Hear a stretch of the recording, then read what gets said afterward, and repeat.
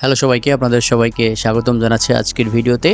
এবং আজকের ভিডিওতে আমরা 2010 সালে এজ এবং ক্রিস জেরিকোর মধ্যে রেসলম্যানিয়া 26-এ যে চ্যাম্পিয়নশিপ ম্যাচ হয় এটা নিয়ে কথা বলার চেষ্টা করব।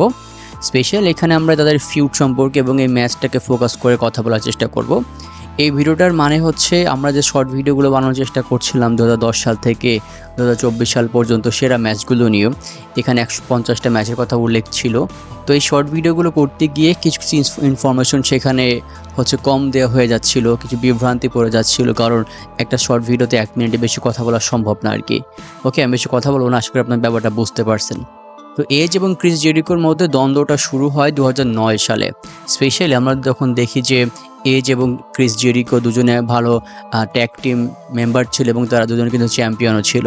তবে ঘটনার সূত্রপাত হয় এজ যখন ইনজুরিতে পড়ে, স্পেশালি তার অ্যাকিলিস ইনজুরিতে পড়ে, পায়ের একটা সমস্যা। তো সেখানে তার কিন্তু সার্জারি করতে হয়। তো তারা চ্যাম্পিয়ন হয়েছে, এই অবস্থায় তিনি ইনজুরিতে পড়ে গেলেন, তাকে কয়েক মাস বিছানায় থাকতে হবে, রেস্ট করতে হবে, ডাক্তারের পরামর্শ চলতে হবে। এই সময়টাতে যেটা হয়, তাদের ট্যাগ টিম এটা ভেঙে যায়, মানে ক্রিস জেরিকো যদি একা হয়ে যায়। কিন্তু ফিউড শুরু হয় যখন ক্রিস জেরিকো এজকে নিয়ে বিভিন্ন বাজে মন্তব্য করতে থাকে, বিভিন্ন কটূক্তি করতে থাকে, স্পেশালি তার ইনজুরি নিয়ে। এবং তিনি এরকম আরও অনেক অভিযোগ করেন যে তারা যখন ট্যাগ টিম গ্রুপে ছিল তখন এজের ওখানে কোনো দায়িত্ব ছিল না, বা তার কোনো ওইখানে ক্রেডিটও ছিল না, তিনি অনেক দুর্বল ছিলেন একজন ট্যাগ টিম মেম্বার হিসেবে। তো এইভাবে তাকে বিভিন্নভাবে পচাচ্ছিল, তার অসুস্থতা নিয়ে অনেক বেশি কথা বলতেছিল। যদিও পরবর্তীতে ক্রিস জেরিকো তার ট্যাগ টিম পার্টনার হিসেবে বিগ শোকে বেছে নেন আর কি। কিন্তু 2010 সালের রয়্যাল রাম্বলে 30তম মেম্বার হিসেবে, মানে সর্বশেষ মেম্বার হিসেবে শকিং রিটার্ন করে এজ। তিনি রয়্যাল রাম্বলে আসেন এবং তিনি রয়্যাল রাম্বলটা জিতে নেন। তো রয়্যাল রাম্বল জেতার পর আমরা জানি যে তার একটা ডিমান্ড থাকে রেসলম্যানিয়া মেইন ইভেন্ট, অথবা আমরা যেটা বলি যে কোনো একটা চ্যাম্পিয়নশিপ ম্যাচের জন্য যে কোনো চ্যাম্পিয়নকে চ্যালেঞ্জ করতে পারে। তো তিনি ক্রিস জেরিকোকে চ্যালেঞ্জ করেন। তো চ্যালেঞ্জ করার পরবর্তী তাদের মধ্যে কিছু মোমেন্ট হয়, বিভিন্ন উইকে আমরা দেখি একজন আরেকজনকে অ্যাটাক করতেছে, কন্ট্যাক্ট সাইনিং, বিভিন্ন মোমেন্ট হাইভাবে এই ফিউডে উত্তেজনা ছড়িয়ে যায় অডিয়েন্সের মধ্যে। তারপর আসে সেই রেসলম্যানিয়া 26-এ এজ বনাম ক্রিস জেরিকো, যারা একসময় বন্ধু ছিল, ট্যাগ টিম মেম্বার, তাদের মধ্যে ম্যাচ। তো ম্যাচটার প্রথম দিকে স্বাভাবিকভাবেই শুরু হয়, দুজনেই যেহেতু ভালো রেসলার, সুপার ট্যালেন্টেড, দুজনের সুপারস্টার আর কি। তো অনেক ভালোভাবে দুজনের মুভ ইউজ করে এবং কয়েক মিনিট 10-15 মিনিট চলার পরে যখন ফাইনাল মোমেন্টাম আসে, তখন ক্রিস জেরিকো এজের পা বা যেখানে তিনি ইনজুর্ড হয়েছিলেন ওইটার উপরে লক্ষ্য করে টার্গেট করে অ্যাটাক করা শুরু করেন। এবং দেখা যায় যে এজ ঠিকমতো হাঁটতেও পারছিলেন না, অসুস্থতার মধ্যে পড়ে যান।